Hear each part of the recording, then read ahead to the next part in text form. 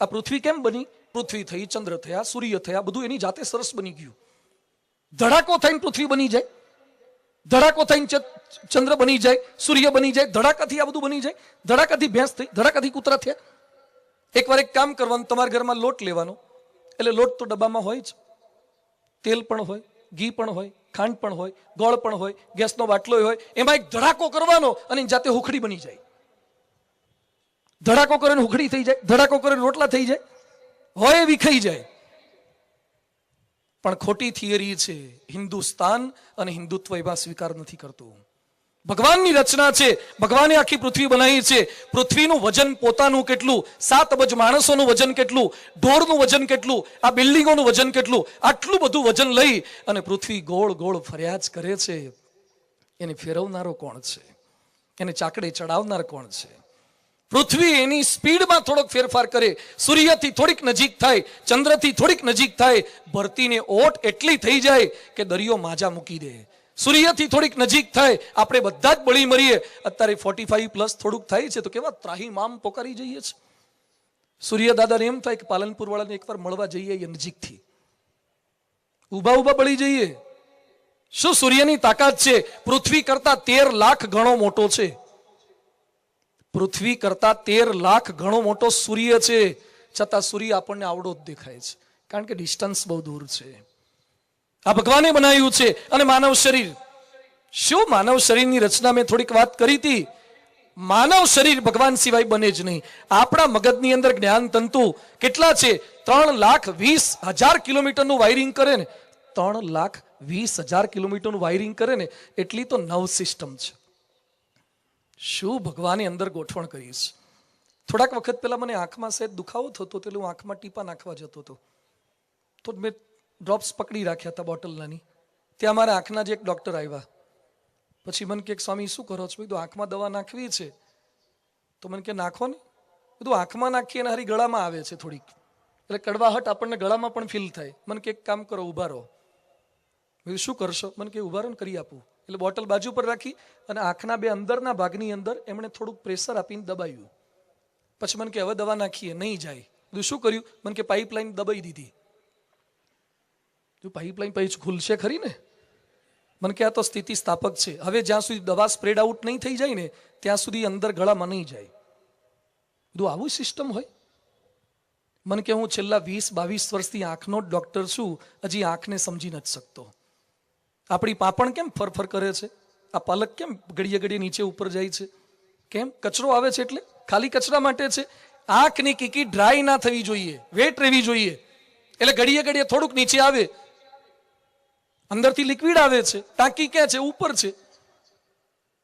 અને કઈ લીટરમાં ના આવે, એમ આપીએ ના શકીએ આપણે. પણ એ ભગવાને બનાવ્યું છે, અદ્ભુત રચના ભગવાને બનાવી છે. આ એની જાતે બની જાય.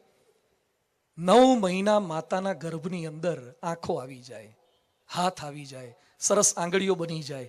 શું ગોઠવણ! આખી ચામડીનું કોટિંગ કર્યું અને કઈ હાંધો દેખાય છે? આપણે સમોસા બનાવીએ ને બધી બાજુજી વાળીએ તો એ થોડુંક વધે છે, એટલે તળીને ખાવું પડે છે. પૂરણપોળી બનાવીએ તો એ થોડુંક વધે છે. ભગવાને આ શું ગોઠવણ કરી છે? કઈ હાંધો હળ્યો નહીં. ભગવાન સિવાય માનવ શરીરની રચના શક્ય નથી.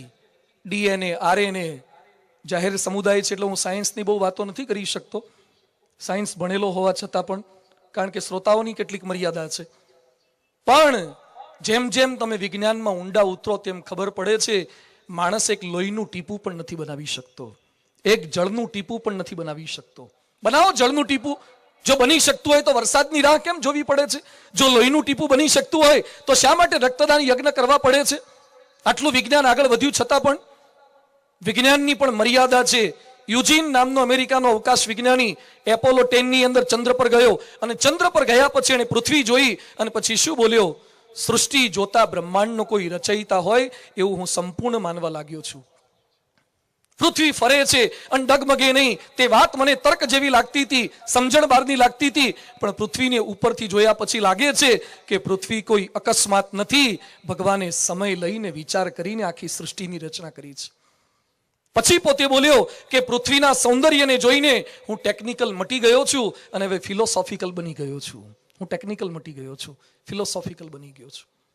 વૈજ્ઞાનિકો જે ચંદ્ર પર જાય, વૈજ્ઞાનિકો જે ગ્રેવિટીની બહાર જાય, એ લોકોની અનુભૂતિ થાય છે. ઈસરો વાળા સેટેલાઇટ છોડતા પહેલા તિરુપતિ બાલાજીની માનતા માનવા ગયા હતા. ગુજરાત સમાચારમાં આર્ટિકલ આવ્યો હતો. ઈસરો વાળા સાયન્ટિસ્ટ લોકો, એ લોકો કેમ જાય છે? એ તો સાયન્સ ભણેલા છે, છતાં પણ ભગવાનમાં સંપૂર્ણ શ્રદ્ધા. અબ્દુલ કલામને બધા ઓળખે છે. કલામ સાહેબે 1979 ની અંદર INSAT 1, INSAT 2 satellite launching pad પર મૂક્યા હતા. કરોડોનો ખર્ચો થયો. એમાં લોન્ચિંગ પેડ પર મુકાઈ ગયું, કાઉન્ટડાઉન સ્ટાર્ટ થઈ ગયું. 7, 6 એમ કરતા કરતા 0 લેટ્સ ગો. એમાં સેટેલાઇટનું લોન્ચિંગ પેડ પરથી રોકેટ ઉડ્યું અને લઈને દરિયામાં જઈને પડ્યું. કરોડો પાણીમાં ગયા. કલામ સાહેબ વોઝ ઇન ડિપ્રેશન. 1980s માં 1980માં કલામ સાહેબે ફરી પ્રયત્ન કર્યો. રોકેટ સેટેલાઇટ લોન્ચિંગ પેડ પર મુકાઈ ગયા છે. હવે કલામ સાહેબે શું કર્યું? ઓપરેટિંગ રૂમમાં બેઠા બેઠા કલામ સાહેબે હાથ જોડ્યા અને ગીતાનો શ્લોક બોલ્યા, કર્મણ્યવાધિકારસ્તે મા ફલેષુ કદાચન. મેં મારું કામ કરી લીધું છે, હવે એને સફળ કરવું કે ના કરવું એ ભગવાનની ઈચ્છા, હું ને મારી શ્રદ્ધા. કલામ સાયન્ટિસ્ટ, એરોનોટિકલ એન્જિનિયર, અને એ ભગવાનમાં માને, એ ભગવાનની પ્રાર્થના કરે, તો શ્રદ્ધામાં શું તાકાત છે. મોટા મોટા સત્તાધીશો સ્વીકારે છે. એલિઝાબેથ ઇંગ્લેન્ડની રાણી, જેના સિક્કા દુનિયાના કેટલાય દેશોની અંદર ચલણી સિક્કા પર એલિઝાબેથના ફોટા હોય, એનું નામ હોય, એ એલિઝાબેથે 90માં જન્મ દિવસે એક બુક લખી છે. 90માં જન્મ દિવસે એલિઝાબેથ પર એક બુક લખાઈ છે. એમાં શું લખે છે? I am the servant queen of the king Jesus. હું જીસસની નોકર છું, હું રાણી નથી, જીસસની નોકર છું. ટ્રમ્પ, અમેરિકાના વડાપ્રધાન, એ શું બોલ્યા? Power comes from the Jesus, not from the government. પાવર જીસસમાંથી આવે છે. શું શ્રદ્ધા છે આ લોકોને પોતપોતાના ભગવાનમાં, પોતાના ઈષ્ટદેવની અંદર. અમે લોકો માયામીમાં હતા, અમેરિકામાં એક જગ્યાએ, અને એમાં શિબિર અમારી ચાલુ હતી. રિસેસમાં બહાર નીકળ્યા તો આકાશમાં એક પ્લેન ઉડતું હતું, અને પ્લેનમાંથી પાછળ ધુમાડાથી એક જણો કંઈક લખતો હતો. આવું મેં ફર્સ્ટ ટાઈમ જોયું લાઈફમાં. આપણે રોકેટના ધુમાડા નાના હતા ત્યારે જોતા હતા. આણે તો પ્લેનના ધુમાડાથી, કલરિંગ ધુમાડાથી જે લખ્યો, એટલે જે લખવા માટે એક વર્ટિકલ જવાનું, હોરિઝોન્ટલ જવાનું, નીચે પાછો ટર્ન કરવાનો. ઈ કર્યો, જીસસ લખ્યું. પછી શું લખ્યું? જીસસ લવ્સ યુ, આકાશમાં. પછી એક ફેસ દોર્યો અને લખ્યું Jesus plus you equal to smiling face. શું ક્રિશ્ચિયાનિટી પ્રત્યેની અસ્મિતા આ માણસોને છે. એટલે મેં પૂજ્ય ડોક્ટર સ્વામીની સાથે અમે હતા, એમને કીધું, મેં કીધું, સ્વામી, આ લોકો ખ્રિસ્તી ધર્મવાળા કેટલી શ્રદ્ધા રાખે છે, આકાશમાં લખે છે Jesus loves you, Jesus is the only saviour. એટલે મને કે આપણા ગુજરાતી છોકરાઓ બધા હતા શિબિરમાં. મેં કીધું એ લોકોને બતાવો. એટલે મેં એ લોકોને બતાવ્યું. બધું આ લોકો ખ્રિસ્તી લોકો આટલું બધું એનું કરે તો આપણે શું કરવાનું? તો મને ગુજરાતી છોકરો શું કે, મને કે સ્વામી એનો ફોટો પાડીને જીસસ કાઢીને આપણું જે લખવું એ નામ લખી નાખવાનું. આપણા ગુજરાતીને આજ હું જે સસ્તું ભાડું સિદ્ધપુરની જાત્રા કોપી પેસ્ટ કરો, તમે જાતે કઈ અસ્મિતાથી ન કરો. આપણા ધર્મમાં એટલી અસ્મિતા નથી, એની અંદર એટલો કેફ નથી. થવું જોઈએ આપણી અંદર, જે ભગવાનમાં માને છે એની અંદર. માણસો ઠોકર ખાય ત્યારે સ્વીકારે છે. સ્ટીવ મકવીન કરીને હોલિવૂડનો એક સ્ટાર હતો, ભગવાનની હંમેશા ટીકા કરે. એને જેવું કેન્સર થયું અને ભગવાનમાં માનતો થઈ ગયો. સ્ટીવ જોબ્સ, કેન્સર થયું અને શ્રદ્ધા વધી ગઈ. હમણાં અમારે ગુજરાતના જે છાપાના એડિટર હતા, બહુ ડાપણ કરતા હતા, ભગવાનનો વિરોધ કરે, ટીકા કરે, સિગરેટ બહુ પીતા હતા, કેન્સર થયું. હમણાં મને મળવા માટે આવ્યા હતા. મને કે જ્યારથી કેન્સર થયું ત્યારથી નાસ્તિકમાંથી આસ્તિક થઈ ગયો છું, વિચારધારા આખી બદલાઈ ગઈ છે. તો શ્રદ્ધા, ભગવાનમાં સંપૂર્ણ શ્રદ્ધા. પણ પાછો પ્રશ્ન થાય, ભગવાન દેખાતા કેમ નથી? કોનામાં શ્રદ્ધા રાખવી? દેખાવા જોઈએ ને ભગવાન. આટલું બધું કર્યું તોય દેખાતા નથી. એ તો ફરક છે. આપણે કચરો વાળ્યા પછી હાવણી લઈને બાજુમાં ઊભા રહીએ કે આ જે કંઈ વાળ્યું છે ને મેં વાળ્યું છે. ભગવાન પવન નાખ્યા પછી ઊભા ના રહે કે આ સાફ કર્યું છે, મેં કર્યું છે. એટલો આપણામાં એનામાં ફરક છે ને.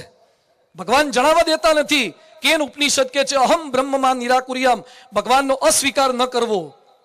તોય આપણા જ ભારતમાં, આપણા જ હિન્દુસ્તાનમાં કેટલાક લોકો ભગવાનમાં નથી માનતા.